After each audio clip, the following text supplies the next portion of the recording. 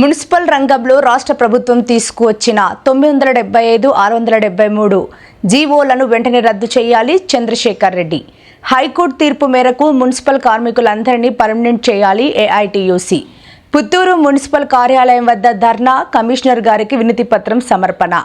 24న జిల్లా కలెక్టర్ కార్యాలయం వద్ద ధర్నాలో మున్సిపల్ కార్మికులు పెద్ద ఎత్తున పాల్గొనండి. చంద్రశేఖర్ రెడ్డి పిలుపు.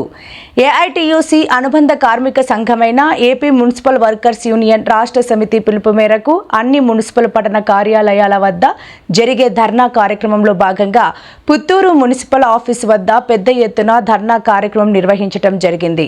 ఈ ధర్నా కార్యక్రమానికి ముఖ్య అతిథిగా ఏఐటీయూసీ జిల్లా అధ్యక్షుడు ఎం చంద్రశేఖర్ రెడ్డి హాజరై ప్రసంగించారు. ఈ సందర్భంగా ఆయన మాట్లాడుతూ ఏఐటీయూసీ అనుబంధంగా ఉన్నటువంటి ఆంధ్రప్రదేశ్ మున్సిపల్ వర్కర్స్ యూనియన్ ఆధ్వర్యంలో రాష్ట్ర వ్యాప్తంగా అన్ని మున్సిపల్ పట్టణ కార్యాలయాల వద్ద ఈరోజు ధర్నా కార్యక్రమాన్ని నిర్వహించి కమిషనర్ గారికి వినతి పత్రం సమర్పిస్తూ ఉన్నాం.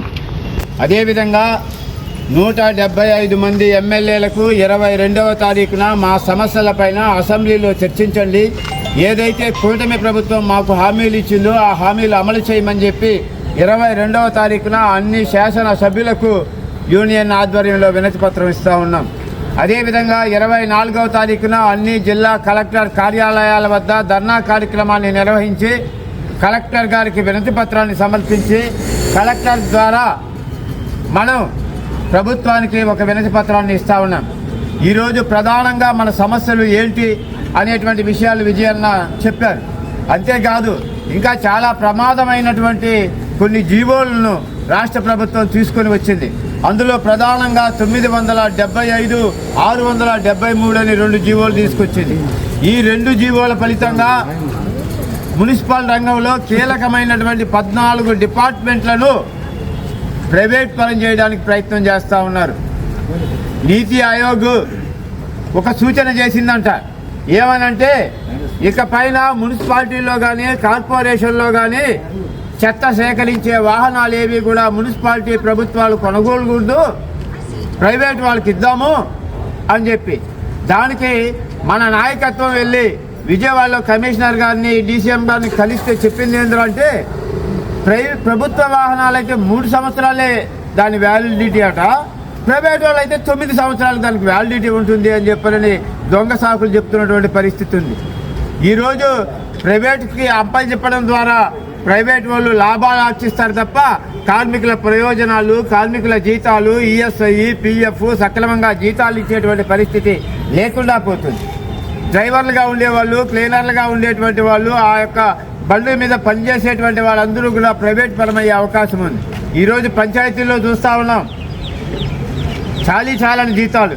ఒక పంచాయతీలో 8,000 ఇస్తారు, ఒక పంచాయతీలో 10,000 ఇస్తారు, ఒక పంచాయతీలో 12,000 ఇస్తారు. అంటే కార్మికులకు రక్షణ లేనటువంటి పరిస్థితి వస్తుంది. కాబట్టి మున్సిపాలిటీల్లో 14 రంగాల ప్రైవేటీకరణకు వ్యతిరేకంగా ప్రైవేటీకరణ చేయాలి అని చెప్పని విడుదల చేసినటువంటి ఈ 2 జీవోలు 975, 673 వెంటనే ఉపసంహరించాలి.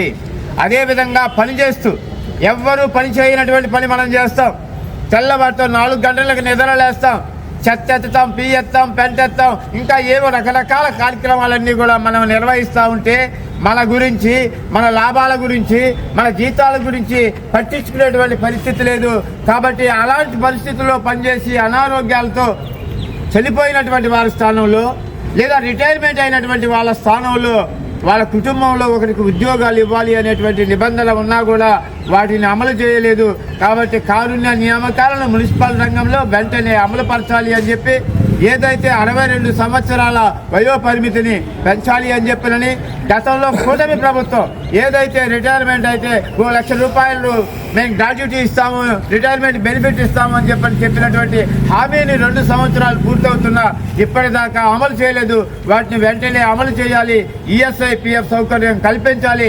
అదేవిధంగా 2023, 24లో మనం 17 రోజుల పాటు సమ్మె చేసి అనేక జీవోలు, అనేక కార్మికులకు ఉపయోగపడేటువంటి కొన్ని సదుపాయాలు మనం కల్పించుకున్నాం. వాటిని జీవో రూపంలో ఇచ్చి వెంటనే వాటన్నిటిని కూడా అమలు చేయాలి. ఆ రకంగా 17 రోజుల వేతనాన్ని ఇవ్వాలి అని చెప్పంటున్నాం. మీరు సమ్మెలో ఉన్నారు కదా, మరి మీకెందుకు వేతనాలు ఇవ్వాలి అని చెప్పని కొత్త పాట ప్రభుత్వం పాడుతూ ఉంది. ఆ 17 రోజుల చెత్త 17 రోజుల్లో ఉండేటువంటి మొత్తాన్ని కూడా ఎవరిచ్చారు? అదనంగా పనులు చేసి అదనపు గంటలు పెట్టి అదనపు శ్రమలు ఉపయోగించి ఆ చెత్తనిచ్చేదంతా కూడా మేమే అని చెప్పిన మన యూనియన్ ప్రశ్నిస్తా ఉంది. దానికి మళ్ళీ రకరకాలుగా మాట్లాడుతున్న పరిస్థితి ఉంది. కాబట్టి ఏదైతే గతంలో మాకు హామీ ఇచ్చారో ఆ హామీని అమలు చేయమని చెప్పి 17 రూపాయల వేతనం ఇమ్మని చెప్పి 17 రోజుల వేతనాన్ని ఇమ్మని చెప్పి అదేవిధంగా కార్మికులకు ఉపయోగపడేటువంటి ఇళ్ల స్థలాలు ఈరోజు బాడిగలలో నివాసం ఉంటున్నాం. ప్రభుత్వం అందరికీ ఇల్లు ఇచ్చింది. గతంలో జగన్మోహన్ రెడ్డి జగనన్న ఇల్లు ఇచ్చాడు. అంతకుముందు రాజశేఖర రెడ్డి ఇందిరమ్మ ఇల్లు అనేటువంటి పేరుతో ఇచ్చారు. గతంలో కూటమి ప్రభుత్వం కానీ ఈ రోజు ఉండేటువంటి కూటమి ప్రభుత్వం కానీ మేము అర్బన్ ప్రాంతాల్లో 2 సెంట్లు, రూరల్ ప్రాంతాల్లో 3 సెంట్లు భూమి ఇస్తున్నాము, భూమి చూస్తున్నాము అని చెప్పి ఉంది. కాబట్టి మున్సిపాలిటీలో పనిచేస్తుండేటువంటి పారిశుద్ధ్య కార్మికులకు కానీ వివిధ రంగాల్లో పనిచేసేటువంటి కార్మికులందరికీ కూడా ఇళ్ల స్థలాలు ఇవ్వాలి. అదేవిధంగా ఈ పుత్తూరు మున్సిపాలిటీలో భవన నిర్మాణ కార్మికులందరూ కూడా అడిగారు మాకందరికీ కలిపి ఒక ఏరియా ఇవ్వమని చెప్పి. అసంఘటిత రంగంలో పనిచేసేటువంటి కార్మికులందరికీ ఈ పుత్తూరు మున్సిపాలిటీ పరిధిలో మేము గతంలో కూడా పరిశీలన చేయడం అనేటువంటి జరిగింది. అక్కడే మనందరికీ ఇళ్ల స్థలాలు ఇవ్వాలి, ఇల్లు కట్టుకోవడానికి రుణాలు ఇవ్వాలి. ఆ రకంగా కార్మికులకు సంబంధించినటువంటి ఒక కాలనీని పుత్తూరులో నిర్మించాలి. లేని పక్షంలో 2 నెలల టైం ఇస్తున్నాం. ఈ 2 నెలల టైంలో కనుక చేయకపోతే మున్సిపల్ వర్కర్స్ యూనియన్ ఆధ్వర్యంలో ఏఐటీయూసీలో పనిచేసేటువంటి కార్మికుల ఆధ్వర్యంలో ఖచ్చితంగా భూ పోరాటం చేసి ఇళ్ల స్థలాలు వేస్తాము, భూములు ఆక్రమిస్తాము, ఇల్లు నిర్మించుకుంటాము. దానికి పూర్తి బాధ్యత ప్రభుత్వం వహించాల్సి వస్తుంది అని చెప్పని తెలియజేసుకుంటూ ఇప్పటికైనా ప్రభుత్వం మున్సిపల్ కార్మికులకు ఇచ్చినటువంటి సమస్యలు పరిష్కరించాలా, ఆ రకమైనటువంటి 2 జీవోలు రద్దు చేయాలి. లేని పక్షంలో జూలై 7వ తారీఖున చలో విజయవాడ కార్యక్రమాన్ని నిర్వహిస్తాం. పెద్ద ఎత్తున విజయవాడ దిగ్బంధనం చేస్తామని చెప్పి హెచ్చరిక చేస్తూ నాకు ఈ అవకాశం ఇచ్చిన మీ అందరికీ నమస్కారం.